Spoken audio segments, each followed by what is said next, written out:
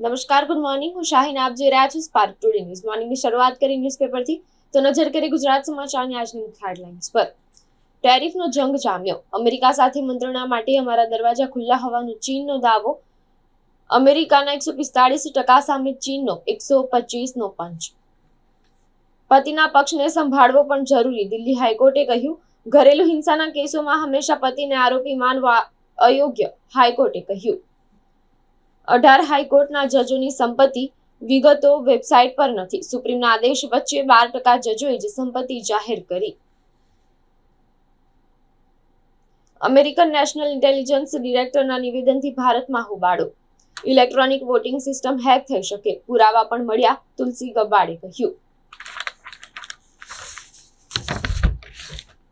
વડોદરામાં મોલની ફ્રેન્ચાઇઝી ધરાવતા ઇન્વેસ્ટરને 600% રિટર્નની સ્કીમમાં ફસાવી 62 લાખ પડાવનાર ગેંગનો પર્દાફાશ થયો. ભૂખી કાંસ ડાયવર્ટ કરતા છાણી અને નિઝામપુરામાં પૂરનો ભય વધશે. હવે નજર કરી દિવ્યા ભાસ્કર ન્યૂઝપેપરની મુખ્ય હેડલાઇન્સ પર. ઉત્તર ભારતની ખાનગી યુનિવર્સિટીમાં ઓબીસી વિદ્યાર્થી 6% જ. દેશની ખાનગી યુનિવર્સિટીમાં 25% ઓબીસી વિદ્યાર્થીઓ, પરંતુ દક્ષિણ ભારતમાં 46%. સુરત અમદાવાદની આગની ઝાડ. વડોદરામાં પોલીસ ભવન સહિત 117 ઇમારતોને ફાયર બ્રિગેડની નોટિસ. મેયર બોલાવેલી બેઠક દરમિયાન કોંગ્રેસના 2 કાઉન્સિલરોનો વોક આઉટ. ભૂખીકાસની બેઠકમાં સ્થાયી ચેરમેન 7માંથી 4 થઈ જશો કહેતા કોંગ્રેસી કાઉન્સિલર અકળાયા. હિમાચલમાં ₹2400 કરોડના ખર્ચે નવા પ્રવાસન સ્થળોનો વિકાસ થશે. દારૂના અડ્ડા ઉપર આખરે પોલીસ ત્રાટકી. ફતેગંજમાં પકિયાનો શેડ તોડ્યો. બાપોદમાં 2 બુટલેગરો પકડાયા. જરોદના યુવકે ચિઠ્ઠી લખી નર્મદા કેનાલમાં ઝંપલાવ્યું. રેસ્ક્યુ કરતા ફાયરના 5 તાલીમાર્થીની બોટ ડૂબી ગઈ.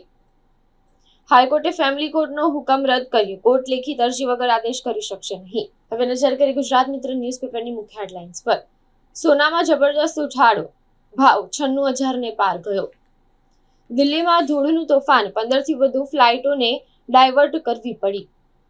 અમદાવાદના ખોખરામાં પરિષ્કર એપાર્ટમેન્ટમાં આગ લાગતા દિલધડક દ્રશ્યો જોવા મળ્યા. અમેરિકામાં ટ્રમ્પ પ્રશાસને હજારો જીવતા ઇમિગ્રન્ટોને મૃતક તરીકે વર્ગીકૃત કર્યા. ચીન અમેરિકી સામાન પર 125% ટેરિફ લાદીને વળતો ફટકો માર્યો. ભારત અમેરિકા વચ્ચે 90 દિવસમાં એક વચગાળાનો વેપાર કરાર થવાની આશા. દક્ષિણ કોરિયામાં સબવે ટનલ બનાવવા જતા રોડ ધસી પડ્યા. શહેરમાં આગની ઘટનાઓમાં ચિંતાજનક વધારો થતા ફાયર વિભાગ દ્વારા તાત્કાલિક બોલાવાઈ મહત્વપૂર્ણ બેઠક. વડોદરા શહેર પોલીસ ભવન અને સરદાર ભવનને ફાયર સેફટીની નોટિસ. કોંગ્રેસનો ઉગ્ર વિરોધ. ભાજપનો પ્રજાહિતનો દાવો. ભૂખી કાસ ડાયવર્ઝન પર રાજકીય ધમાસણ. હવે નજર કરી લોકસત્તા જનસત્તા ન્યૂઝપેપરની મુખ્ય હેડલાઇન્સ પર. તમિલનાડુમાં ભાજપ AIADMKનું હમ સાથ સાથ હૈ. મહારાષ્ટ્રમાં શિવસેના અને એનસીપીના ભાગલા બાદ હવે તમિલનાડુમાં સત્તા મેળવવા ભાજપના ચાણક્ય અને કેન્દ્રીય ગૃહમંત્રી અમિત શાહની મોટી જાહેરાત. અમેરિકાની ટેરિફ લાદવાની નીતિ. દબાણ અને ધાક ધમકી આપવાની એકતરફી નીતિ. અમેરિકાના 145% સામે જિનપિંગનો 125% ટેરિફ. કહ્યું, અમે ક્યારેય બીજાના દાન પર નિર્ભર નથી રહ્યા. જર્મની ન્યુયોર્કના વોલ્ટમાં રાખેલું સોનાની 50,07,000 ઈંટો પરત માંગશે. અમેરિકામાં હેલિકોપ્ટર ક્રેશમાં સિમેન્સના CEO, પત્ની અને 3 બાળકોના મોત નીપજ્યા. ગોરવા લક્ષ્મીપુરા તળાવ પાસે ગેરકાયદે ઉભા થયેલા 20 ઝૂંપડા તોડી પડાયા. વડોદરામાં સતત બીજા દિવસે પણ બોમ્બની ધમકી. વડોદરા કલેક્ટર કચેરીને બોમ્બથી ઉડાવી દેવાની ધમકીનો ઈમેલ મળ્યો. પાણીના ટેન્કરના ઇજારાના મામલે જાગૃતિ કાકાએ બૂમાબૂમ કરી. હવે નજર કરી સંદેશ ન્યૂઝપેપરની મુખ્ય હેડલાઇન્સ પર. ટેરિફ વોર તેજ. જિનપિંગે કહ્યું, અમે કોઈથી ડરતા નથી. અમે કોઈના દબાણ આગળ ઝૂકીશું નહીં.